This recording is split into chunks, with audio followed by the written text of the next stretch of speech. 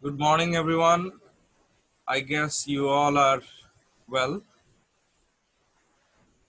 Uh, Today, I'm going to finish up discussing Plato. This is going to be the last class on Plato and his philosophical ideas.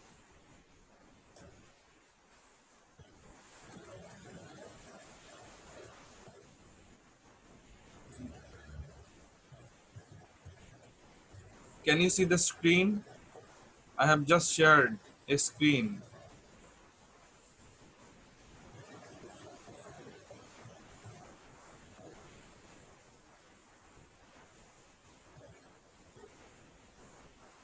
Can you see that MS Word file on the screen? Yes, sir. Okay. So, this is the list of the books, and this is the list of Plato's books. The last book that Plato wrote was the Laws. The Laws was the last book that Plato wrote, and it was the longest book. In this list here,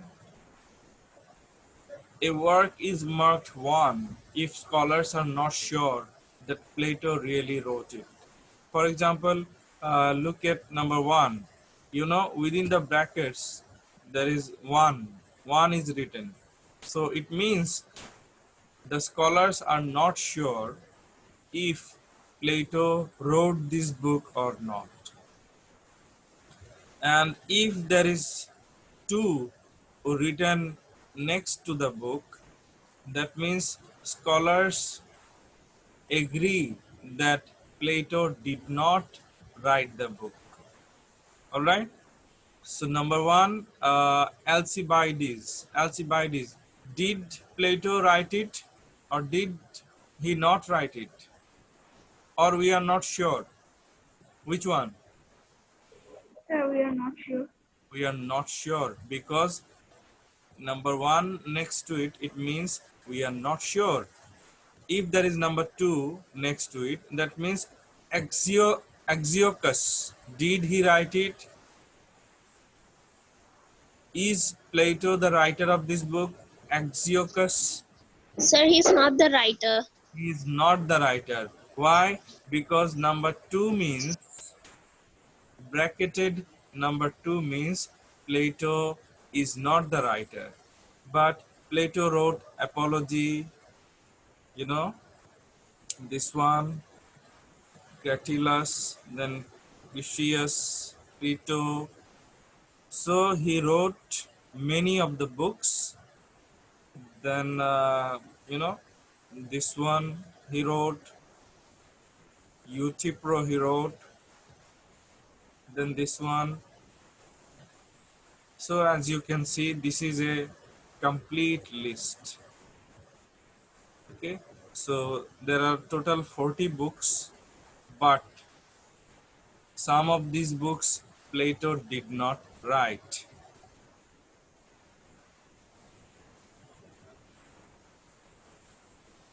Okay, so not 40, actually total 45 books. Okay, so Plato's books are also called dialogues. I already discussed in one of the last classes. So I'm going to show you an example from Plato's book. Can you see another screen now? A new screen? Yes, sir. What is it written? Plato's. Can you pronounce this word? Phaedrus. Plato's Phaedrus. Phaedrus is a book. It's a dialogue. It is a book written by Plato. And see how the dialogues start, or continue. Phaedrus is a character. he is talking to Socrates. Phaedrus is saying, we have need of these arguments, Socrates. Bring them, bring them here and examine their words and their meaning. Then Socrates is saying, come here, then noble creatures, and persuade the fair young Phaedrus that unless he pay proper, should be pays unless he pays proper attention to philosophy, he will never be able to speak properly about anything. And let Phaedrus answer. Then Phaedrus is saying, ask your questions. Then again Socrates is talking. So you see, you know, like the dialogues in a tragedy. So this book is written in the form of, dialogues. I hope you understand. Hello? Yes or no? Yes, sir. Yes, sir. Okay. Now I'm going to show you another photo. Can you see a new photo now? What is it all Yes, about? yes, sir. What is it all about? What does it show? These all Instruments. instruments of music. Instruments. Musical Alright. Musical instruments. Musical instruments. There's a guitar, then there is a piano, alright? Piano, Then yeah, a flute. orchestra, Then flute, what is this one? This one. At the top right. yeah, What is this one? Any idea? No, sir. Actually, we can. bell, I can bell. get it. Maybe this is You don't know? bell. Okay, it is called lyre. Lyre. Lyre. So Plato, he liked lyre. Actually, lyre, it is an ancient Greek musical instrument. In ancient Greece, lyres were commonly used by the musicians. So in Bangla, Bina, you know Bina? Bina? Yes, sir. Yeah. সাপুরের ইয়া করে এগুলো No. This is called Bina. Alright? So in English, lyre. In Bangla, Bina. So Plato loved the music created by this instrument. He really loved it. Okay, I'm going to show you another photo now. Can you see this image? A new photo? Yes, sir. I hope it's clear. Or should I zoom it?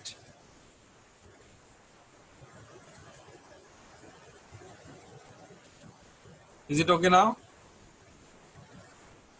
So what's going on in this photo? Can anyone explain?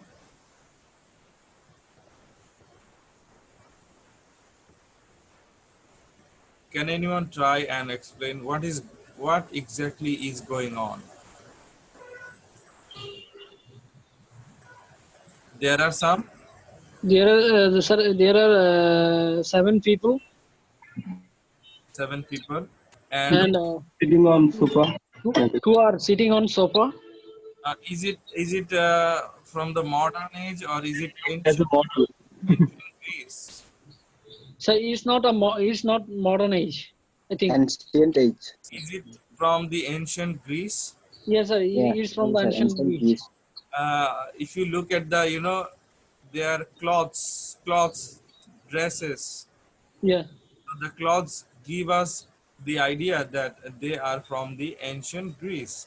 So Yes, sir. actually there is Plato, and Plato is talking to his you know to his students.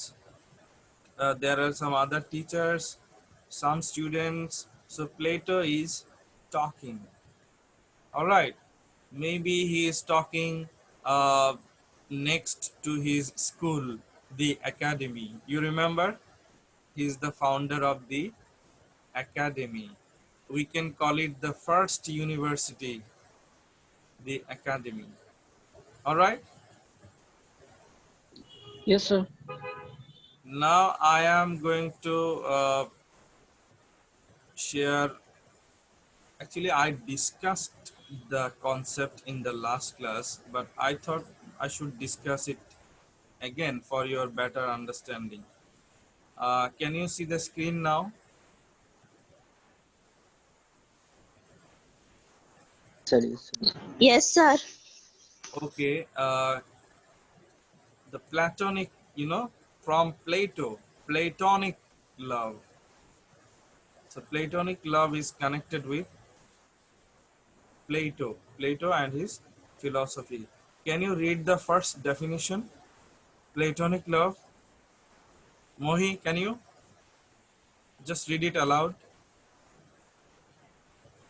Yes, sir. Can you read it loudly for others Yeah, to hear? sir. Sir. Platonic love, a close relationship uh, between two persons where sexual desire does not exist or has been suppressed or sublimed. Or sublimated. Okay. Yeah. The unification of the souls are important, not the bodies. The souls are attracted to each other, not the bodies. Example of platonic love and Okay. vulgar or Okay. earthly Okay. Wait. love. I'll read the next definitions. Don't worry. So you see, let me show you the photo that I showed you earlier.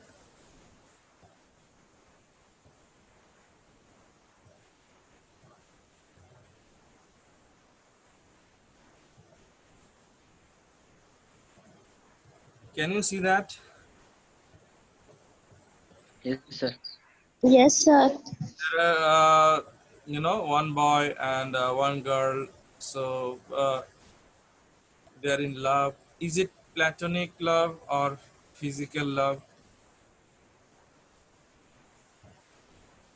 Platonic love. Platonic. This is platonic. So far, this is platonic because they are not touching each other, right?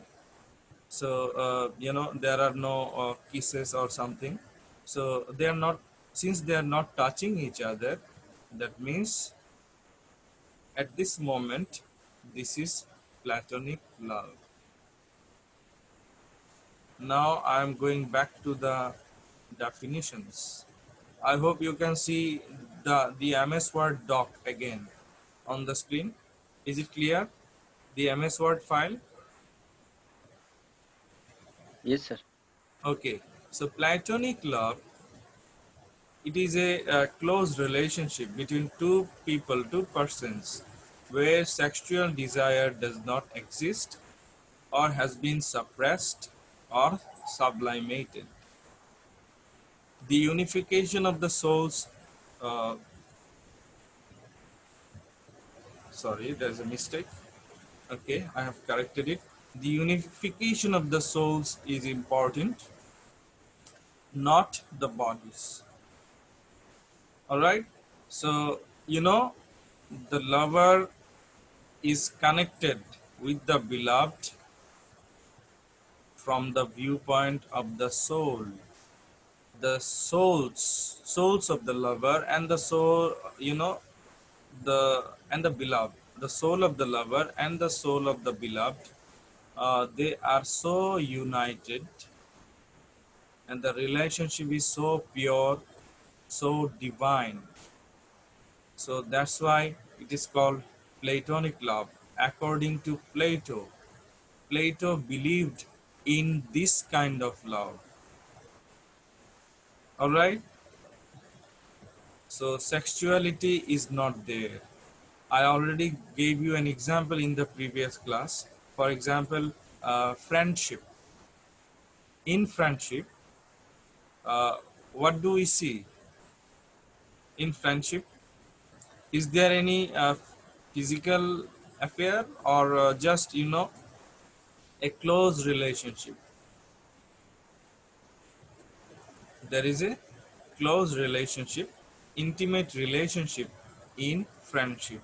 So friendship is a kind of platonic love. Now I have given an example, I should say, it's a kind of comparison between platonic love and vulgar or earthly love. So that means platonic love is divine love, vulgar or earthly love means worldly love. You know, love of this world. Platonic love is love, you know, which is related to heaven, heavenly love, divine love, pure love. Now, look at this example: platonic or divine love. The boy is so handsome. God has created him so beautifully. Now, if a girl says that the boy is so handsome, okay, God has created him so beautifully. That means the girl is appreciating. At first, at first the girl, she is attracted to the beauty of the boy. Then she has appreciated God. God has created him so beautifully. So this is an example of platonic or divine love. Do you understand what I'm saying? Yes, sir. If anything, if anything uh, lets you think about God, that means this is something pure, this is something good or divine. মেয়েটি ছেলেটিকে দেখে বলল যে ছেলেটি অনেক সুদর্শন। তারপর মেয়েটি বলছে যে স্রষ্টা ওকে খুব সুন্দর করে তৈরি করেছে। তাহলে এখানে সুন্দর একটা জিনিস মেয়েটি দেখলো বা একটা মানুষ সে দেখলো, পরবর্তীতে তার মনে সৃষ্টিকর্তার কথা ভেসে উঠল। So, you know, here the thought, thinking process is pure, is divine. It's not vulgar. The girl has not thought anything, you know, indecent or vulgar. বাজে কিছু মেয়েটির মাথায় কিন্তু চিন্তা আসেনি। So this is called platonic love. I give you another example. If you see for example, a butterfly, a colorful butterfly. So after that, if you think that, oh, this is such a dazzling, you know, stunning butterfly. God is a perfect artist. তুমি একটা butterfly দেখলে অনেক সুন্দর, তারপর তুমি বললে যে স্রষ্টা আসলে একজন পারফেক্ট, অসাধারণ, নিখুঁত শিল্পী, উনি এত সুন্দর করে সবকিছু গড়েছেন, তৈরি করেছেন। তাহলে যখনই তুমি স্রষ্টাকে নিয়ে ভাবছো, that means it is something divine, it is something pure. I hope you understand. Hello? Yes, sir. Yes. All right, now look at the next example: vulgar or earthly love. The girl is so hot, I wish I could kiss her.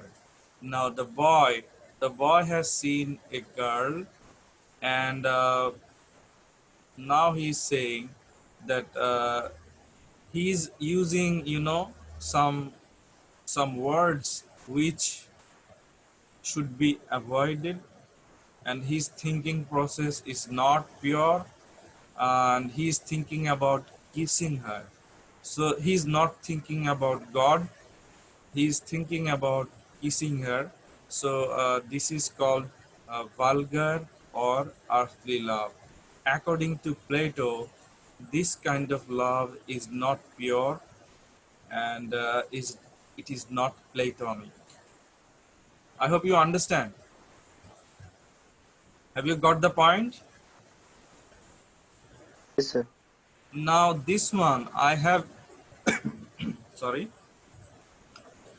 this one I have created. It is my creation. You can call it platonisexual. Platonisexual means, uh, can you guess? Platonic plus sexual. Platonic plus sexual love. Platonic sexual. So, what is platonic sexual?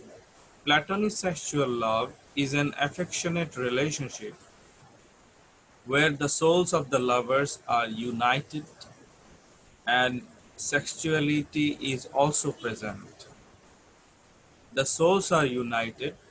That means platonic sexual love, it is a divine love because the souls of the lovers are united and sexuality is also present. So I call it platonic sexual love. For example, the love between the husband and wife and the lover and beloved. Especially this one, the love between the husband and wife. You see, a husband loves his wife and vice versa. That means the wife also loves her husband. Is it true? Most of the time, true or not? Hello? Yes, sir. The husband loves his wife, the wife also loves her husband. So when the husband goes away, maybe goes to another country, the wife misses the husband also misses the wife. So their souls are so connected. So if the souls are connected, this is platonic. And you know, in a married life, sexuality is also present. So that's why I call it platonic sexual love. Platonic plus sexual. It is a new term that I have invented. Anyway, I hope you understand everything now.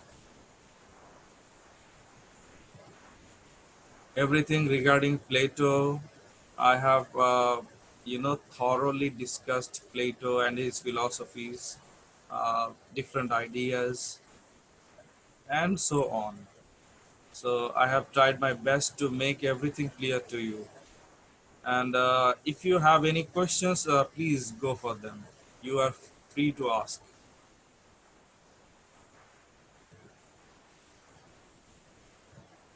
Any questions? In the meantime, have you written your IDs in the chat box? I hope so. Have you? Yes, sir. Yes, sir. Now, Mohi, Aziz, Nilofa, Monira, everyone, if you have any questions, or if no, then I can finish the class up for today. No, sir. No question for me. No, sir. No, All sir. right. So Sir, no questions. I will discuss the new topic, Neoplatonism, in the next class. All right. Yes, sir. Okay. So see you in the next class, and thank you.